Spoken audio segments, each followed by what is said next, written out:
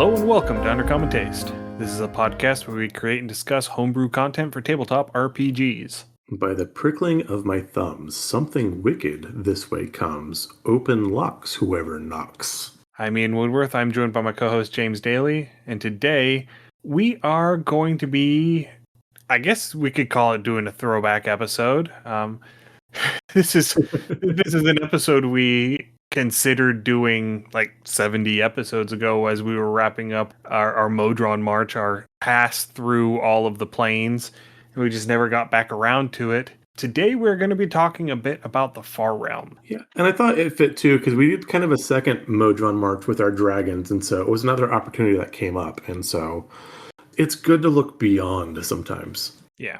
And there's not going to be a whole lot of lore stuff in today's episode. It's the Far Realm is basically everything that exists outside of the confines of the universe of D&D cosmology. The Far Realms is just everything else. All the others. Yeah. If you have a multiverse, the Far Realm is everything outside of the universe where D&D is set. Yeah.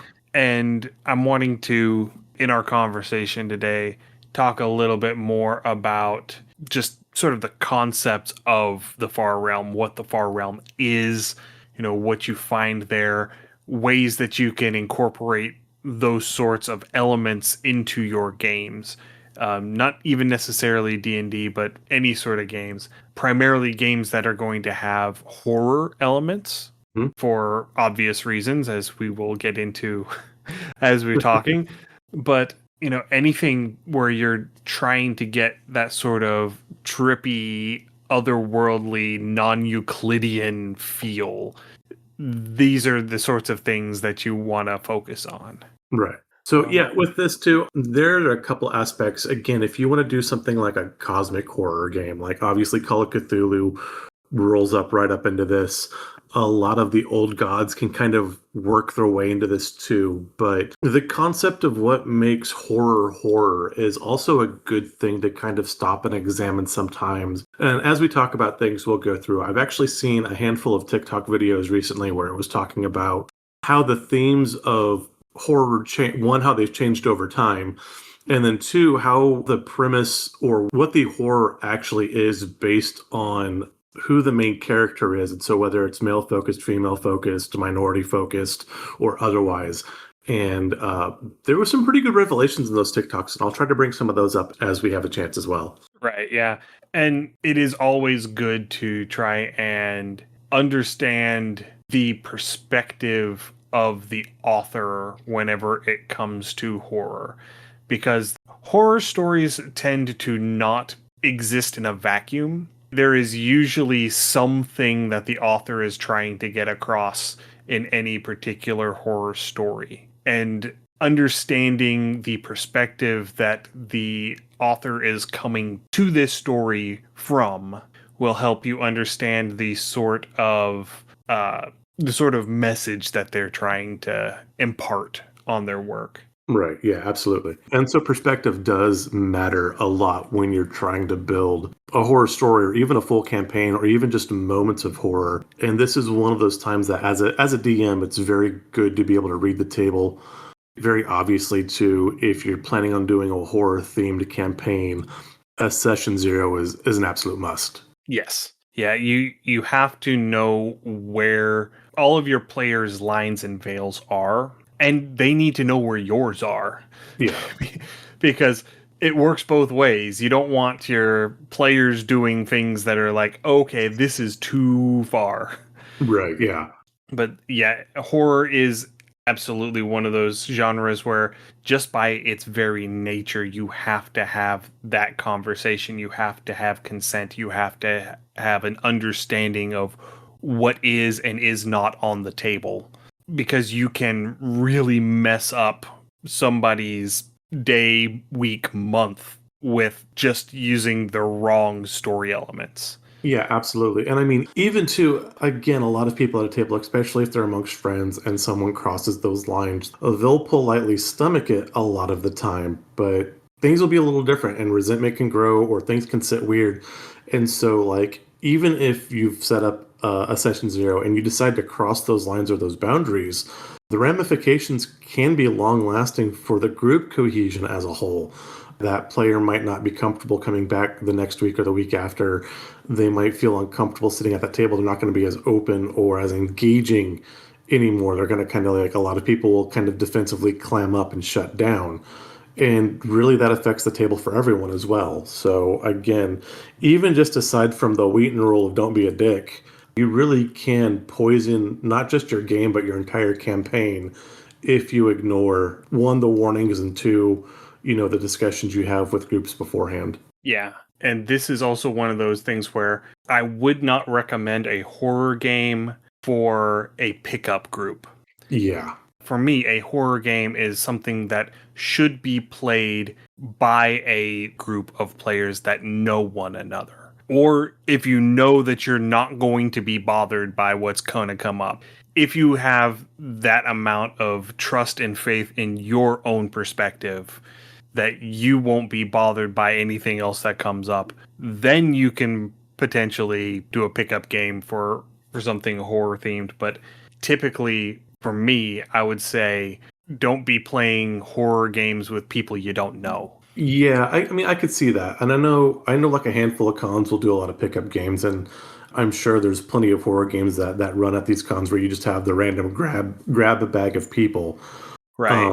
And I mean, at that point, yeah, it can be a roll of the dice unless you're fairly thick-skinned. But the thing about con games, at least from my very limited experience, the thing about con games is the people who show up to the games at the con are coming in with the understanding that it is a con game and that they need to keep themselves in check. Most of the time. Yeah. I mean, we had that one experience at our local con, but to be fair, the group of people who showed up to play that acted up and acted out and were just kind of dickish, they comprised 4 of the 5 people in that group. They were a group of friends that all signed up together. Yeah. And so that is very different than 5 individual people or, 3 individuals and a couple that don't know each other and they're all coming in sitting down as strangers at the table. I Yeah. find that people, if everyone else at the table is a stranger, they tend to be on better behavior. Very often, yes. That is very true. It is not a universal. There are still people who act like assholes, but by and large, at a con, if you have a table full of strangers, they tend to behave better than other groups would. Yeah, where if you have groups that are like where you have 2 or 3 that know each other and you just have like 1 or 2 outsiders. Yeah. Yeah, and at that point, yeah, especially if they're new, that kind of feels like throwing them to the wolves sometimes, and that's not a good experience most of the time. Yeah. I mean, because a lot of the times whenever that happens, you end up having, the in-jokes start coming up and the table talk starts happening and, they start feedback looping off of each other and everyone else sort of starts getting shut out at the table. Right. But anyway, we're not here to talk about playing in a con game. Or are we? Or are we? No, we're not. We're not planning on doing any cons anytime soon. We are here to talk about the Far Realm. And so the Far Realm in D&D, it is a plane of madness. It is a plane of pure and utter chaos. Woohoo. I have to. Depending on how you want to look at it, you might even be able to consider it the absence of a plane. According to lore, all cosmologies are threatened by the same Far Realm, which suggests that each cosmology is its own universe that's sort of like this island floating in this nothingness, except that it's not nothingness. It is just sheer pandemonium, just unbridled chaos surrounding these little pockets of order. Yeah. And so for me, I take this as like points where like the laws of physics or the laws of magic or the laws of any kind of order automatically break down. For me, if I was going to look at something like this, and if I had players in the Far Realm somehow, they could potentially go from like level 1, they level up, and instead of going to level 2, they might jump to level 15, and on their next level, maybe they're back down to level 4, just because there's no rhyme or reason or order to anything. And so you can, like I said, you can kind of play with that. You can break all of the rules because the rules don't necessarily exist in these far realm areas. Or you can have areas within your realm, within your material plane, where perhaps, your normal set rules are starting to weaken and bend and flex because of the influence of this chaos from the far realms. Yeah. And one of the interesting things that I ended up reading about the Far Realm whenever I was doing my little bit of research that I did for today was that the Far Realm exists in a space where gravity and time do not. Ooh, So there is no directionality in okay. the Far Realm. There is no passage of time in the Far Realm. And I think that's really what sets the Far Realms apart from creation, right? Is Yeah. that creation is where the order of time has been imposed on this bubble. Okay. And so time actually passes within creation in a somewhat orderly way. There are elements of creation where time gets a little bit wonky, like, going into the Feywild. There are areas where time speeds up, where time slows down, potentially areas where time goes backwards, depending It's on how still you. largely linear. Yeah, it is still largely linear. It's just a sliding scale of how linear it is. But in the far realm, because time doesn't exist, you cannot have a paradox in the far realm Ooh, okay. because there's nothing for it to conflict with. Yeah, there's no cause and effect. Yeah, if you have no time, there's no cause and effect.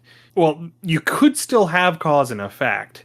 It's just that the effect happens before the cause. Yeah, okay.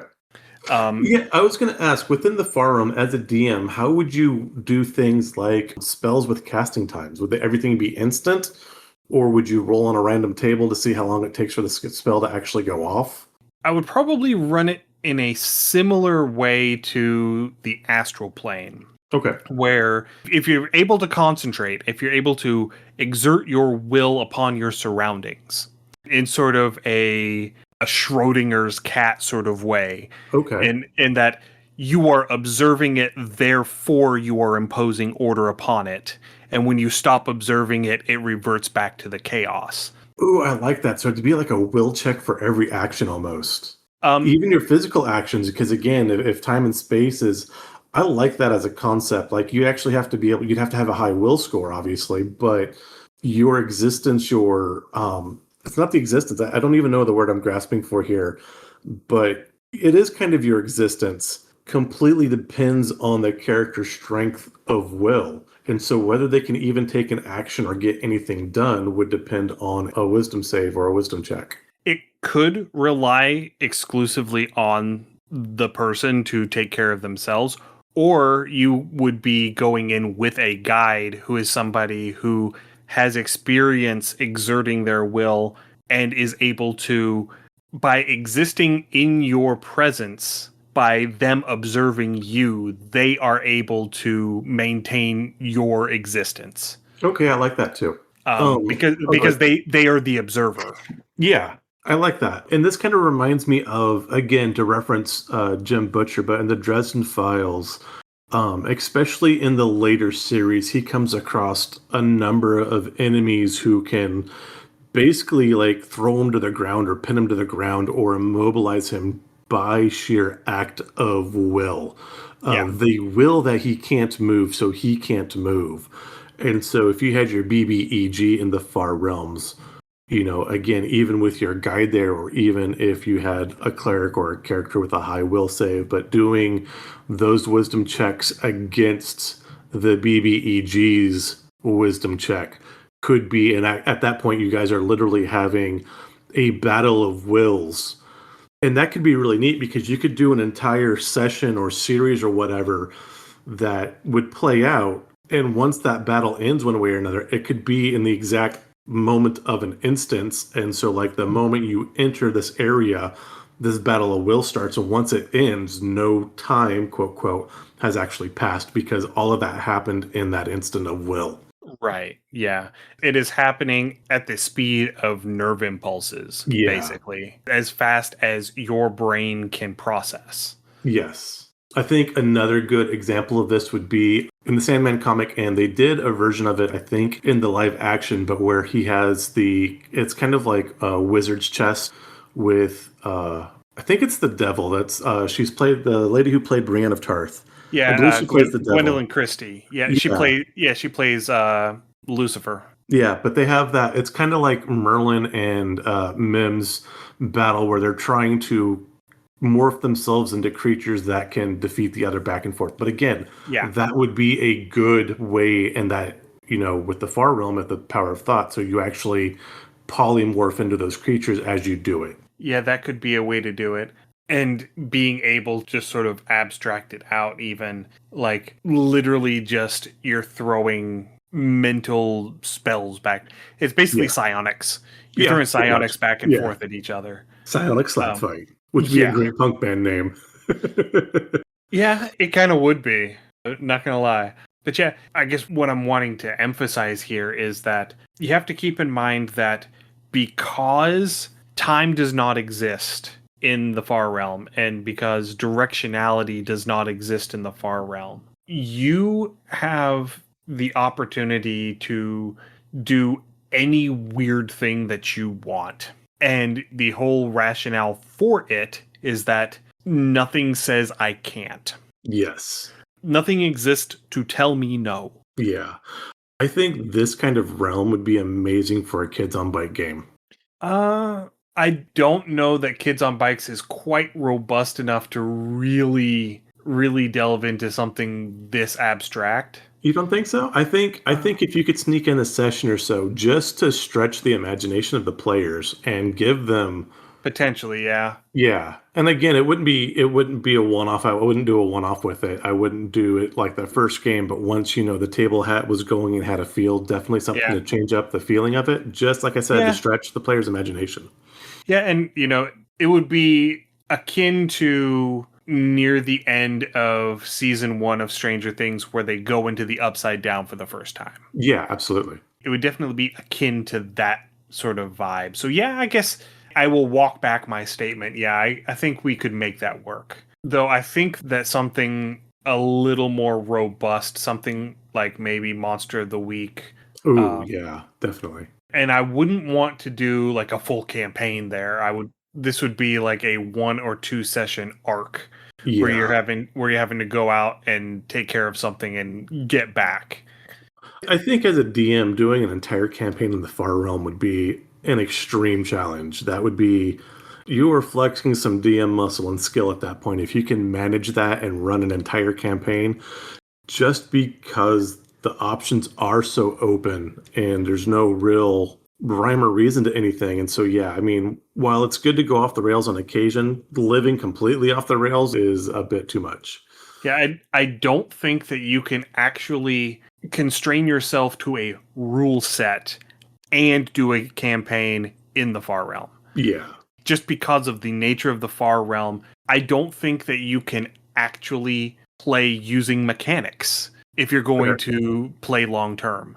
Yeah. It ends up just being a pure improv game at that point. It's whatever you can make up. Which, Yeah. if that's your jam, rock that out. I mean, a yes and game could be a whole lot of fun, but again, every session would be really, really difficult. But for, like I said, as Ian was saying, for a 1 or 2 arc, so much fun, so much fun. Okay, yeah, and we're doing it this way now. Yeah, and you could potentially do it with just a D4, and you have it set up to where every time you try to do something, you roll a D4, or you can do it where you are building a pool of D4s. So maybe this could be a Caltrip core game. Okay. Where you're playing with potentially a pool of D4s, and if you can start rolling multiples, you roll your pool and you use the highest result. But it's a thing where you declare what you want to do, you roll a D4. On a 1, it's a no and. On a 2, it's a no but. On a 3, it's a yes but. On a 4, it's a yes and. Ooh, I like that. And that's a fairly elegant mechanic too. I like it. Yeah, and because the reality of existence as we know it does not exist there. That is the thing that I am trying my very hardest to drive home. because reality as we know it does not exist there. Reality is whatever you decide it is, which means that literally any weird thing, any overpowered thing, anything you can possibly contrive in your head is possible there. Absolutely. And so the die roll is going to determine A, are you able to do the thing you want to do? And B, are there good or bad consequences to your action, unintended consequences based on, your environment interacting with your will? Yeah, I do want to explore this quick rule set that you've brought up, though. So you roll your d4, you get your no but, or your no and, or your yes but, your yes and. Who determines what the but and is? Is that a DM determination, or should it go to another player? I mean, you could do this DM-less and have basically you have a marker that marches its way around the table to where the person with the marker is effectively going to be the adjudicator on the next roll. Okay.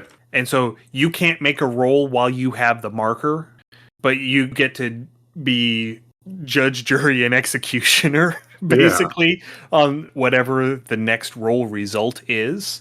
Okay. And then once you've made your result, you pass that marker to the next person around the table. And so it's just a passing, a rotating DM sort of thing. I like that. I think that's decent. Yeah. I could also see like the last person who rolled like a 1 or a 4 or whatever specific number as the next adjudicator. That could work as well. Doing it by DM fiat, but that tends to put a little too much order on the system, I would think. Yeah.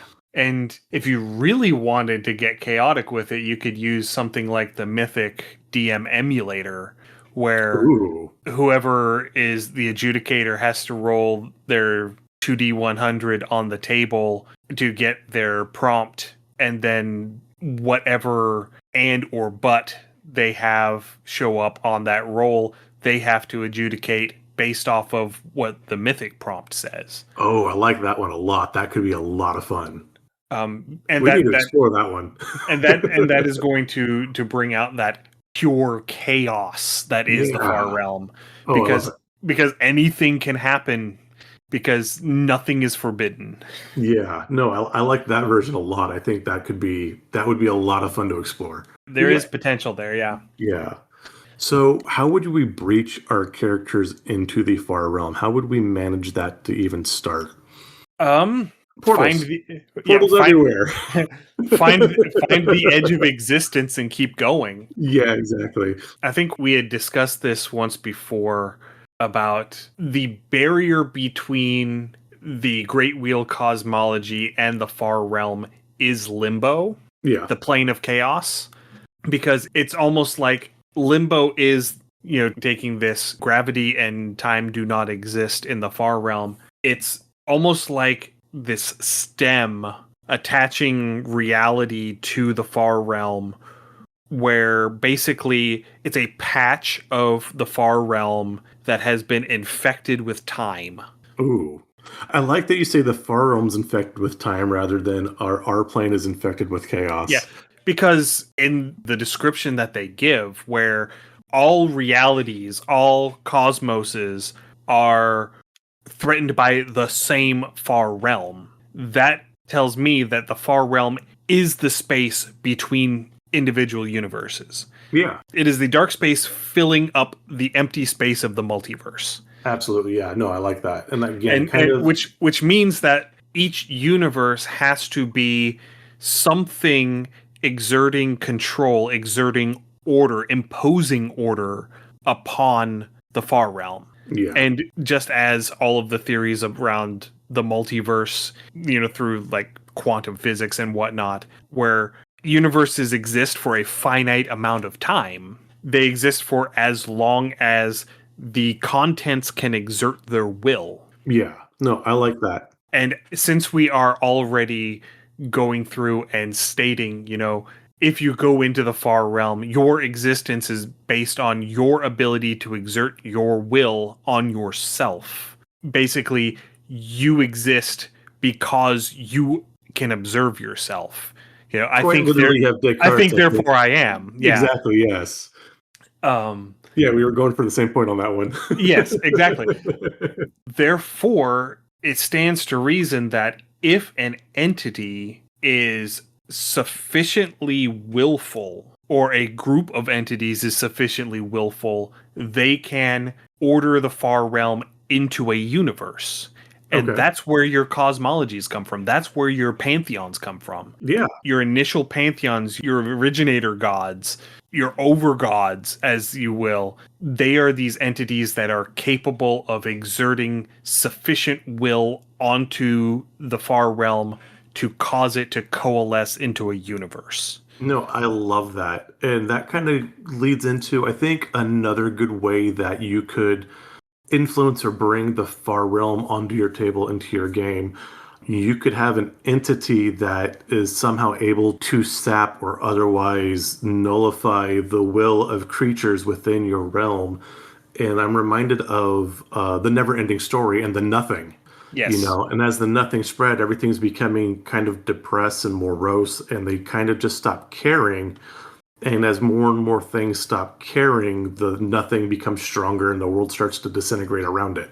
Yeah, it is, the world is losing its will. Yeah. Yeah, and as a result it is diminishing and the far realm is reclaiming it. Ooh, I like this. And I think for a campaign, like if you wanted to run a story with this and not necessarily running the story in the far realm, but running as the far realm is invading your plane or your area, as this, whatever this creature, this entity, or this source of the far realm is getting stronger, maybe all of your characters take negative will scores as they either get closer to the source or the source spreads, making it more and more difficult to fight and hold up against it. Yeah, potentially. But yeah. Now, Did it completely derail you? no, you're fine. It's just you had a great point, and I didn't have a way to segue off Oh, of it. So gotcha. if you've got another point, please. Yeah, so again, you can work with this, and again, this kind of goes back to like the more of the third editions where you have obviously those negative stat points, and so that could even be if you wanted to homebrew a creature from the far realm, maybe like if they land a melee attack or a spell attack, it lowers your will score. Because I mean, a lot of these negative scores that still exist, it's generally going to go strength, intelligence, or constitution. Those are the three skills that D&D really likes to hit a negative on. They Yeah. leave will alone most of the time, and I think if you could slowly erode the will of your players, and maybe as their will drops, kind of like almost a sanity counter, that more of the random starts happening around them because they don't have the will to maintain their reality as they play. Right. Yeah, and I feel like there would be Ooh. how to put. You got an Oh, idea? yeah, I'm thinking so that could be a thing or that could be an effect. And now I'm looking at thinking games like Darkest Dungeon and Darkest Dungeon 2, where you have the sanity modifiers. Yeah. And when you hit a certain level of stress, you either get a debuff or sometimes you can become more valorous and you get a buff. And I think it's probably like a 1 in 10, maybe a 1 in 5 chance that you get a benefit from it. But let that will damage or that will reduction reset after each long rest. Mm. And I could also see that working really well into something like a Call of Cthulhu, where you can kind of get that rest. And unless your player's having like some sort of nightmare stuff, that would reset their will and kind of give them that, when you wake up and you get good sleep and you say, hey, I can tackle the day. You've Yeah. got that personal will, but then as your day goes on and you see more stuff throughout the day and you deal with the mundane and the dregs of life and all that stuff, by the end of the day, you're just tired and you want to be done. And then you get that reset when you wake up. And you could do that with your player's will score. And depending on how their score, like I said, depending on where their will score is at, how much the far realms would influence their existence. Yeah, and this would also be a thing where you cannot take a long rest in the far realm. Yeah, absolutely not. Well, Because there's no well, time. yeah, exactly. But also because you cannot rest while maintaining your will to ensure your existence. Yeah. Oh, I like that. That's a good mechanic. I like that. Yeah, so that would very much make it a thing where exhaustion becomes very important. Oh, yeah. Oh, I didn't even think Um, about exhaustion stat. if you're playing it, this is a 5e game. Yeah. And, I don't know despite this being a D&D derived conversation that we're having, I honestly don't think that Dungeons and Dragons is the right game for the mechanics that we're talking about. Probably not. I feel like it's too much hero fantasy, especially 5th edition. 5th edition's power curve is far too substantial Yeah. to really do this. However, if you wanted to do this in such a way that you could do it in 5e, approach it the way that DC approaches Superman. You don't attack Superman, you attack the things around Superman. Yeah, I like that. So I like your whole, as the Far Realm is imposing more of its influence upon creation and the boundaries of creation, the boundaries of reality are slowly eroding away towards its core. All of the mundane individuals are succumbing to this. And the reason why the reason why your player characters are the heroes of this story is because they, for whatever reason, are not suffering those effects. Okay. So yeah, that would feel again, I've not played an actual Call of Cthulhu game, but in the Call of Cthulhu story by Lovecraft, that's kind of how it starts is that, before Cthulhu makes their appearance, it's first like the artists and the visionaries and the creators that start suffering nightmares and they start getting that weird feeling and that community as a whole starts suffering with different aberrations and illness and like I said nightmares and horrors and it slowly starts spreading through the rest of the people in the area. And so I could see that where for some reason you have those that are more protected, I guess, against that, or maybe just have stronger innate will to start with. And so they would be the last ones to be affected by it. And now they're trying to push back. Yeah. And I think that having it just be that these are people who just happen to have a strong sense of self. Yeah. And that makes sense from a meta perspective because these are the player characters. These are characters. These are individuals in the story who have one intelligence who is controlling them, who is keeping all of their stats and abilities and everything, keeping track of all of it. They are micromanaging every detail of their existence for them. Now, see, I like and this.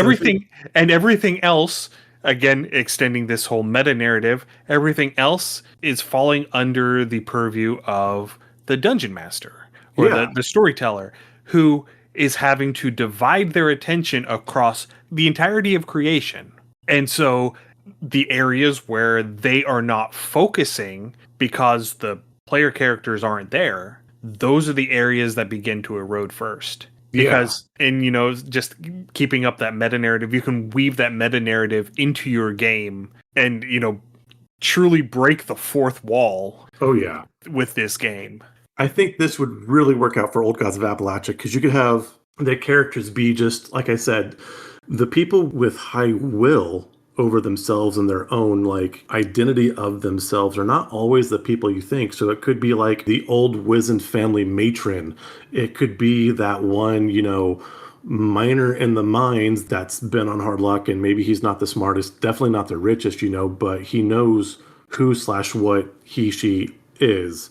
You could have a business owner or a con artist that's out there just, and they know what they are. They know they're scamming people, but that's their way to get ahead and they've accepted it. But again, it's who they are. And so those people that have a very firm, I guess, root in their own identity. Yeah. I think that's a pretty good way to... Yeah, and when you think of like the Dust Bowl era or the Great Depression era, really those people shone through because it was a grinding and disheartening time. It was easy to lose one's will and kind of get lost in the machine. And even if you weren't physically successful or financially or fiscally successful, you still knew the people who were still holding to themselves and they stood out. Yeah, the people who were just too stubborn to quit.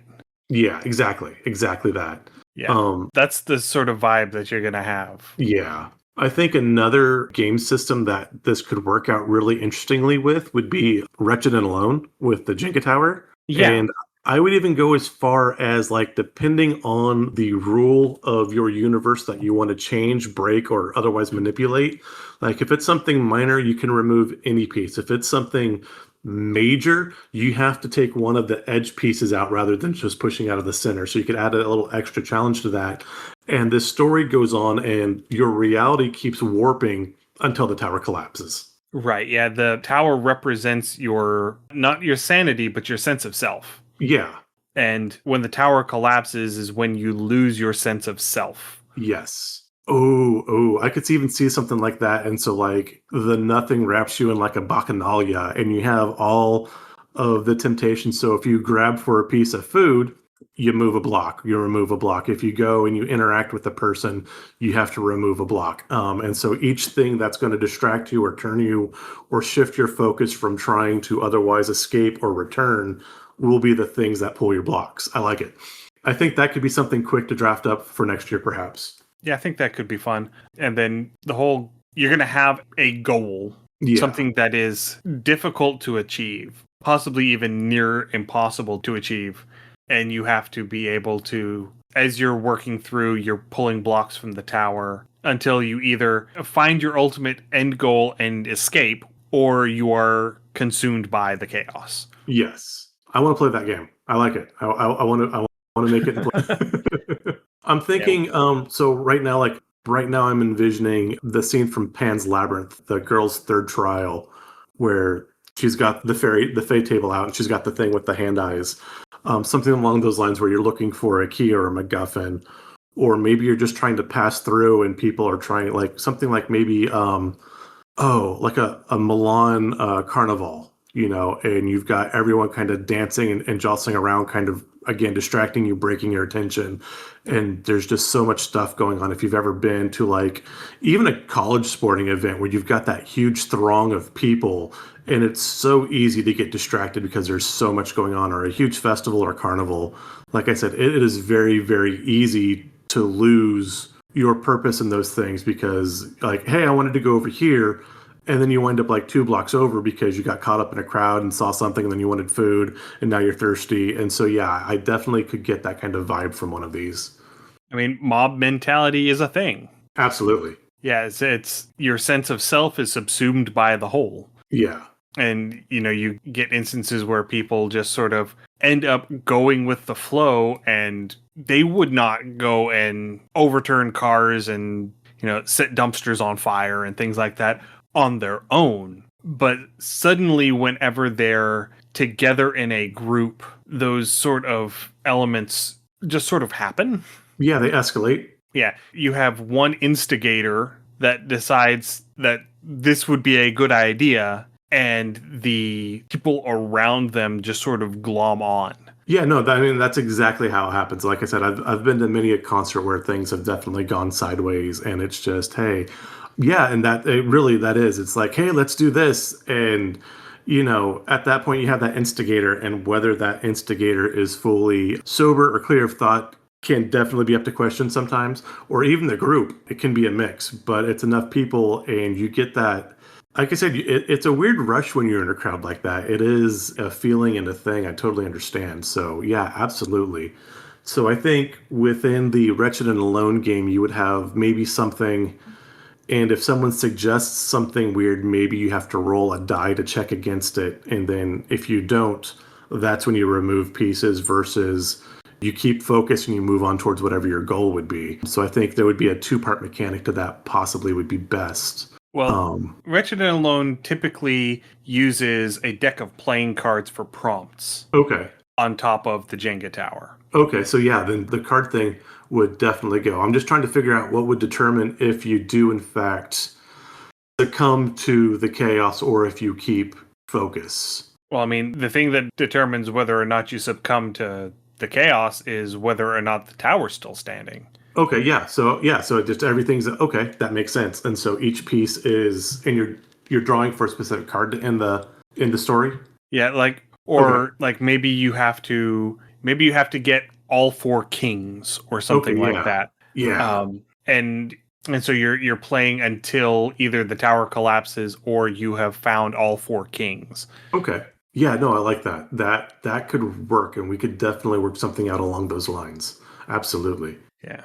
And then the different suits would have different themes surrounding them.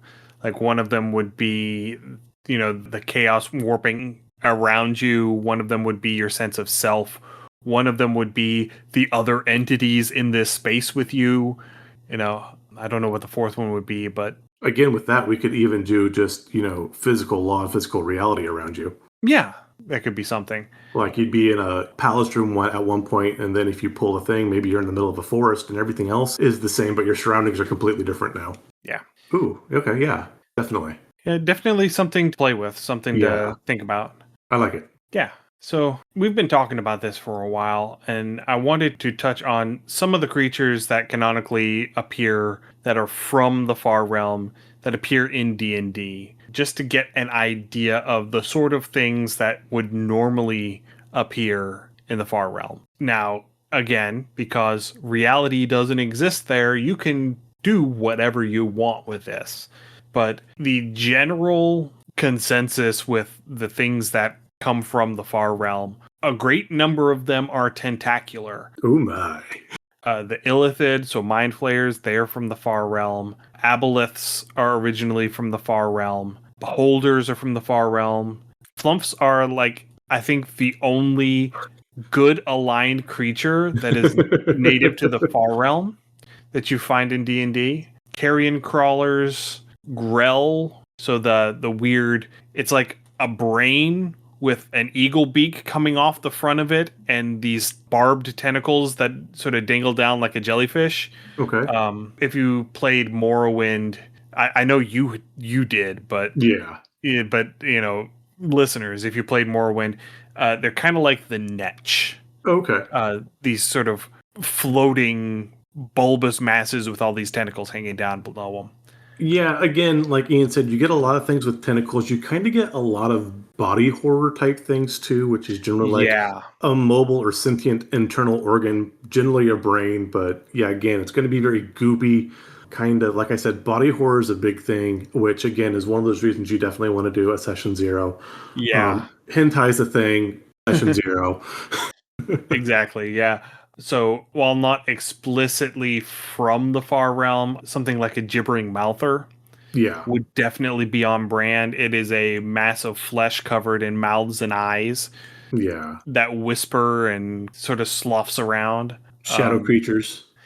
Shadow creatures, not so much. I've seen a couple that are aberrations. Yeah. Yeah, but most of the shadow creatures come from the Shadowfell. Yeah. That's one of the weird things about at least D&D Far Realm is that despite it being a place where the rules of reality do not exist, everything that is from there is very physical. Yeah. To the point where they're almost too physical. Okay. They're getting that body horror, Yeah. that sort of just that grossness factor going on. I get that. I think if you were going to homebrew a creature, something that can really, it's subtle in a lot of ways and it can throw off characters, especially if you can build a model for it. Get rid of symmetry. I mean, we are so used to bilateral symmetry. Yeah. That is exactly what I was about to suggest. Yeah.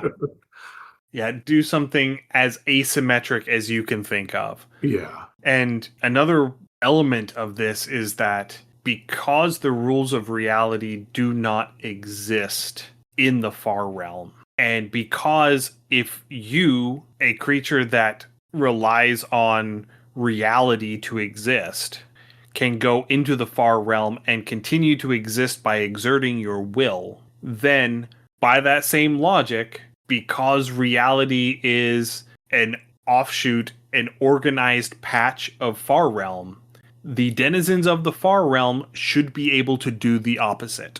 Okay.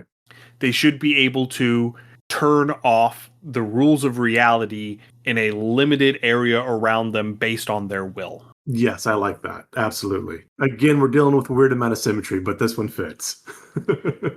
Right. And I don't think it's just one of those that makes sense in an if A then B sort of thing. Absolutely. Now, granted, because the rules of reality do not exist, that doesn't necessarily have to happen. But these entities should be able to do that enough to maintain their own existence in reality, Yes. if nothing else. Yeah. I would give them almost something like phasing, like a blink dog or something, where they can kind of do that shimmer in and out of phase, or a small teleport, or even a multi-attack. It doesn't have to be a huge break to reality, but something that could be advantageous to the creature in some way.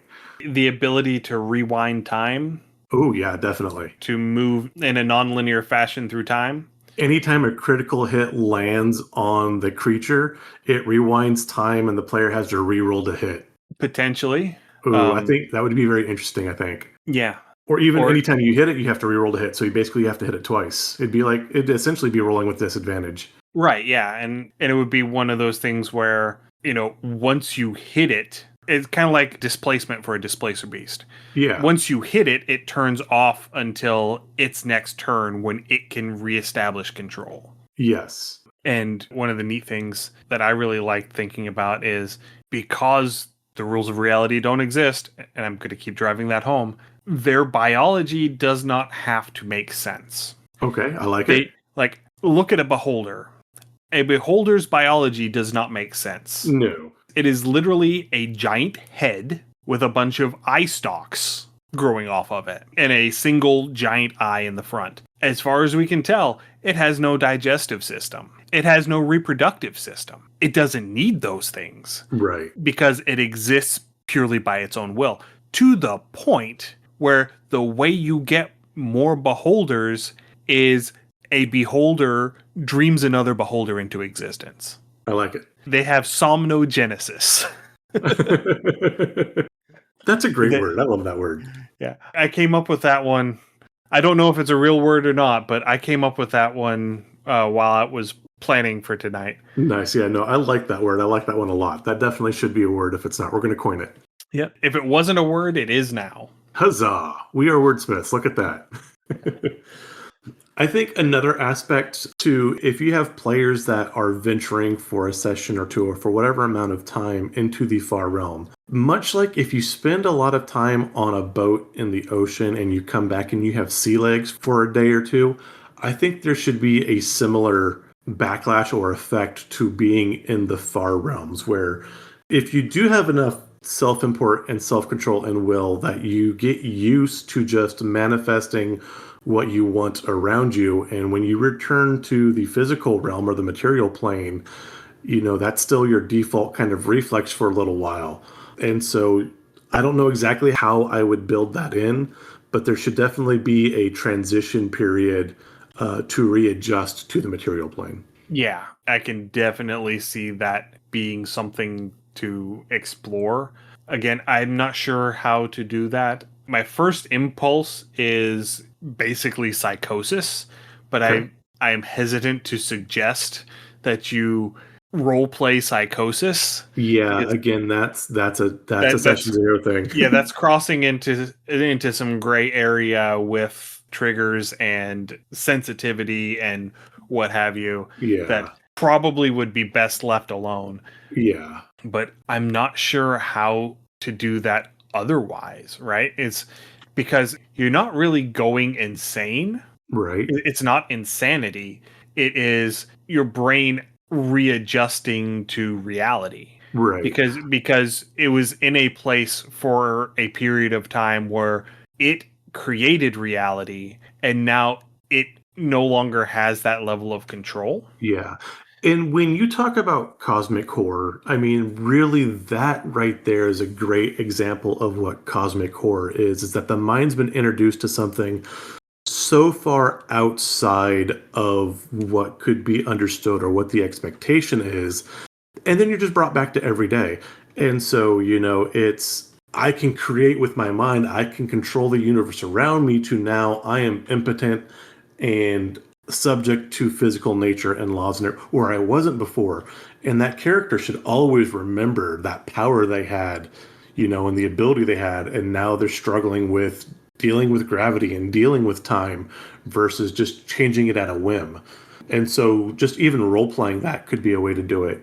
I think another way would be also to like roll an effect to see if they rest properly, if they're taking a short rest or a long rest, because maybe their mind's still trying to puzzle out what's going on around them, and so they can't get proper rest because they're still trying to find their footing in reality once again. Yeah. And honestly, depending on how long they spent in the far realm, depending on, how long each session they go in, how frequently they go in, they might just literally start warping to become more of a creature of the far realm to the point where they can start interacting in reality the way that these aberrations do. Ooh, so like the far realm and the chaos of the far realm is almost like a contagion. Ooh, I Yes. like it. Oh, I like it. Oh, And oh. that would probably be the better way to go about doing it without the problematic elements of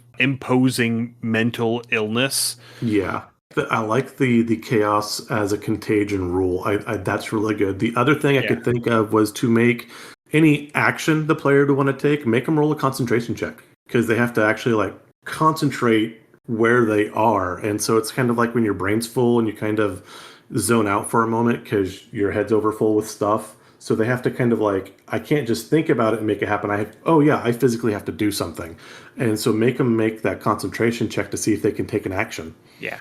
And going off of an earlier comment I made, one of the earliest, most common symptoms, as you will, of this chaos contagion might just be psionics. Yeah. That ability to, twirl your finger above your cup of coffee and stir the spoon without touching the spoon. Oh, Uh, I love that. And that is a great way to that explain why a character would have psionics. Yeah, just starting with that very mild level of telekinesis, that very mild level of telepathy, that very mild level of mind control, Yeah. even just depending on the things that they encounter while they're in the far realm, the things that they have to overcome, the things that they have to focus on in order to get back Yeah. I will like that. Or even if you did something like a tiefling or even a sorcerer that has some sort of dragon lineage, maybe your psionicist has outsider lineage of some sort. see. The only thing that I can think of that would really and truly fit for that would be like a great old one packed warlock. Yeah. A warlock whose patron is a far realm entity. Okay. I mean, because everyone else, even if they are a warlock or a sorcerer that has sort of this extra planar patron, this extra planar connection, they're still bound to reality. Yes. It's a different location in reality. It has different rules than where you're at right now, but it's still reality and it still has rules. Right. So what I was thinking is kind of breaching something I talked about earlier, kind of at the beginning of the episode. When you talk about horror and cosmic horror, a lot of the body horror, the cosmic or existential threat wants the human body for some reason, generally for procreation or reproduction, generally. Look at Alien, look at Child's Play to a point, but the target or the goal is It, a great example is to inhabit or use a physical form for some reason. You also have early World of Warcraft lore with literally Warcraft. I think it's Warcraft 2 that talks about Medivh, and his mother was tainted by the great demon Sigarius? Sargeras, yeah. Sargeras, yeah. And for that reason, Medivh throughout his whole life was tainted because he was tainted while in the womb. So perhaps there was an adventurer way back in the line that had gone to the far realm and was touched or tainted in a way they didn't realize, but it affects their line throughout. And that echo is where the psionics come from, is you still have that taint from the outsider within your family line. Yeah, definitely could tie this to the Illithid. Yes. Perhaps they have an ancestor who was implanted with a tadpole, Okay. but was able to, through sheer force of will, live out the rest of their natural life without succumbing to the tadpole. Ooh, I like that. Yeah. And so that bit of Illithid biology within their body warped their genetics just enough to make it just weird enough to where their kids inherited some element of that. Yeah, some psionic ability. I like that. Yeah. Yeah. We've come up with some good stuff this week. We've done a lot of creating. I Yeah, like it. we have. Yeah. Um, now, real quick before we wrap up for today, I did want to touch on a few just generic elements regarding the things from the far realm and how you might interact with them. I remember reading forever ago. This was back when I was in college and before all of 4chan had devolved into complete degeneracy. There were already parts of it that were degenerate, don't get me wrong, but It's the internet. it is the internet. But /TG, the traditional games sub panel or whatever, I can't even remember what they categorized them as. There was a post that someone had put on there that this topic got me thinking back on, where you send your party into this space and it's a 30 by 30 by 30 square room, and there's a hatch on the ceiling, a hatch on the floor, and a hatch in the center of each wall. And as you explore, as you're opening hatches and going through and stuff, you find out that you're on the inside of a tesseract. Ooh, okay. So you are in a 4-dimensional space. Yes.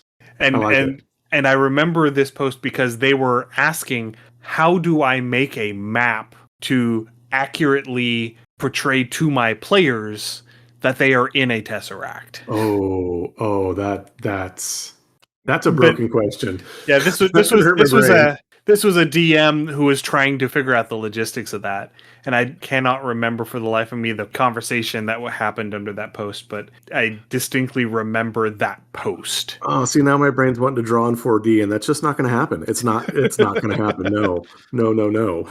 Oh, and like trying to figure out, when you pass through a door, where is the other side of that door? Right. And like having to figure out the logistics, because this would absolutely be an instance where someone or something has exerted their will to establish a pocket of reality, a pocket of existence here in the far realm, but they are capable of 4-dimensional thought. That's evil on so many levels. Oh my god. They are a 4-dimensional entity, and so you as a 3-dimensional entity are coming into this, and there's a whole layer, a whole dimension that you are missing. Yeah, I was going to say, even that room with the 6 doors, you're still pinned into 3 dimensions. You don't have access to a 4th at that point.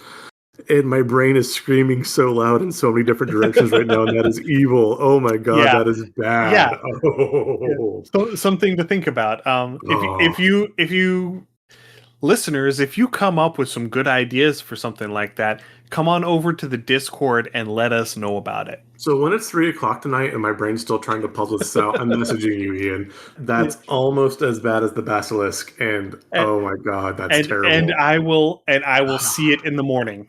Yes. Now, another thing that I did want to quickly touch on is, because they're coming from an area of non-reality, their physicality does not necessarily have to follow the same rules as yours. Okay. Just because they are solid mass does not mean that they cannot pass through solid matter. Ooh, fair point, yes. Just because it looks like meat does not mean you can eat it. Also fair point. Like, for example, I recently read and then watched the Project Hail Mary movie, which was great. Oh, I want to see the movie. I finished the book. I mean, I read the book forever ago. I reread it last week. The movie is well done. The book is still a little bit better. Fair. They had to pare down a lot of details, I'd imagine, in order to fit it into a movie, and it's still a 2.5-hour movie. Okay. But it's a good movie. It is a better book. I should probably say, spoilers for Project Hail Mary. If you don't want spoilers for Project Hail Mary, skip ahead about 3 minutes. Actually, more like skip ahead 1 minute. So there is an alien that he encounters in the movie and in the book that he calls Rocky. And Rocky is an ammonia-based creature. Yeah. An ammonia-based entity. And so if you were to try to eat something that is ammonia-based, you would die. Right. So Ammonia will straight up kill you. yeah, so within the book they go into detail, and a Yeah. lot of their It diet is heavy metal consists of based, heavy metals, yes. and their blood is You know, mercury, of all yes, things. their blood is mercury based because they are existing on a planet with 29 times the atmospheric pressure. Yeah, which is Um, crazy. yeah, it's great. But yeah, so those are sorts of things. If you were to consume the flesh of a creature from the far realm, the absolute best case scenario is that it passes through your entire digestive system without being digested and you excrete it as it was when it went in. It's like bubblegum. That is 100% the best case scenario Yes. because they following entirely different rules. The proteins that make them up, if they're made up of proteins at all, can be completely different construction. Oh, Um, absolutely, yeah. it Yeah, if you you want know to start bending chemistry within your D&D sessions, I mean, yeah, there's all kinds of stuff you can do. yeah. One thing you were talking about, oh, go ahead. So on that point, the reason I think about that is because I am a nerd and I read all of the codex entries when I was playing through Mass Effect, the Mass Effect Okay. trilogy. And Turians and Quarians are two races within Mass Effect that their biology is based off of a different protein amino acid. I think they are dextro amino acid versus levo amino acid. Okay. And so they can eat each other's foods, but they can't eat anyone else's food Yeah. because it will cause them to have an allergic reaction. Right. And so, that's the sort of things that would happen. Like to the point where if you got the blood of one of these creatures on you, it might straight up cause an allergic reaction, a contact dermatitis reaction, Ooh, where that'd be an interesting effect. you immediately break out in hives Okay. because you got splattered with the blood. Or going back to talking about, Alien with the xenomorph, xenomorph has acidic blood. Yeah. It just straight up dissolves through you. Right. So those sorts of things, you end up seeing something very similar to that with the aboleth. The aboleth has this mucus coating on its surface, where if you get into the mucus coating, it will eventually turn you into, I can't remember what they're called, but it'll turn you into basically a thrall, and your skin goes all translucent as You you become a are, jelly. yeah, basically you become a plasmoid almost. Yeah. And you also get mind controlled by the aboleth, but that is an extra thing. Yeah, Um, that's cherry on the cake of everything else that went wrong. yeah, and that could be it. That could also be another thing where if their biological matter, if their self gets onto you or into you, there is a chance that they might be able to influence you through that because they don't necessarily have to be connected to all of them in order to exert influence over it. Yeah, I mean, I could see them wearing you like a puppet skin, and it would be literally a physical possession type thing, which would Yeah. be really interesting. Yeah, think of And like you're fighting a beholder and a beholder bites the barbarian and one of the beholder's teeth breaks off inside the barbarian. And for whatever reason, the fight ends up with one or the other party, running away. okay, Let's say the party realizes that they're overmatched by this beholder and they have to flee. Because that tooth is still in the barbarian, the beholder is able to exert influence over that barbarian. I like that. Or able to teleport to that tooth at any time because it's me. Yeah. Or Yeah, able to pull that tooth back to them. yeah, I like that. And that's what I was going to say is one of the things you can definitely play with are like your laws of density. And so you kind of went the same way that maybe this beholder or whatever bites your barbarian and it passes through their flesh but stops at bone. And so now they're just biting straight to bone. Or you, Right. like you said, being able to pass through walls, or maybe they go temporarily incorporeal when you hit them with a metal sword versus a stone axe versus, whatever. Just for whatever reason, physical attacks don't affect them. Yeah. And that could be your reason why beholders are able to fly Yeah. because they are able to alter the density of air around them and make it Oh, super dense and they're basically swimming through it. nice. I like it. Yeah. Yeah, lots of fun. Like I said, we could do a lot with this. We'll definitely have to Yeah. come back and revisit this with Oh, more yes. ideas. This Absolutely. was This was this was great. like, hey, we need to do this, but we started getting into it, and it was like, "Hey, and this, and this, and yeah, definitely we need to come back to this. Yeah, this was one of those topics where we came in with a general idea and we just brainstormed and it worked. Yes, chaos It would. doesn't always work whenever we come in without a plan and just brainstorm, but Yeah, this one worked. yeah, absolutely. So yeah, we've been. I don't know how far this is going to edit down, but we've been recording for almost an hour and a half, so we need to wrap things up. So thank you everyone for listening. If you have any comments, suggestions, or ideas, send us an email undercommontaste@gmail.com or come join us on Discord. You can find a link to our Discord through our website undercommontaste.com. You can also find links there to our Patreon, patreon.com/undercommontaste. Though I think I'm going to be shutting that down here pretty soon. We've never had more than one patron at a time, and we currently do not have any patrons, and it hasn't been updated in over 2 years. So I Yeah, think I'm going to slowly start migrating all of the content from the Patreon onto the website, like I said I was going to do 2 years ago, and shutting down the Patreon. that makes sense. We may open up a Ko-Fi Okay, that seems to have a little bit less of a commitment to it, fair. where you can one time, hey, I like your thing, here, have a one time little goodie. And we would really appreciate it if you would be willing to do that. The other place you can help support us financially is through our itch store, undercommontaste.itch.io, where we have our liminal horror adventure Beneath the Lake and my solo journaling game Forever Home. Yeah, if this is your first time listening, we're really happy you found us. We hope you enjoyed our adventure and our ideas with the Outer Realms. You can listen to our other episodes where we go into depth of the other material planes, as well as homebrewing characters and DMing ideas. Just search Under Common Taste in your podcatcher of choice. As always, please give us a like and a review so we know what kind of content you want to hear more of. Stay safe, everyone, and we will see you again in 2 weeks. Happy gaming. Thanks for joining us for another episode of Under Common Taste. Our theme song is Massacre Anne, written and performed by Mary Kroll and used with permission. You can find Mary online at marykroll.bandcamp.com or on Patreon at patreon.com/Dr. Mary C. Kroll. Our logo is by David Sutherland. You can find more of David's work on deviantart.com/David Sutherland or on instagram.com/Willex_73. We'll be back in 2 weeks, so stay safe, and we'll see you then.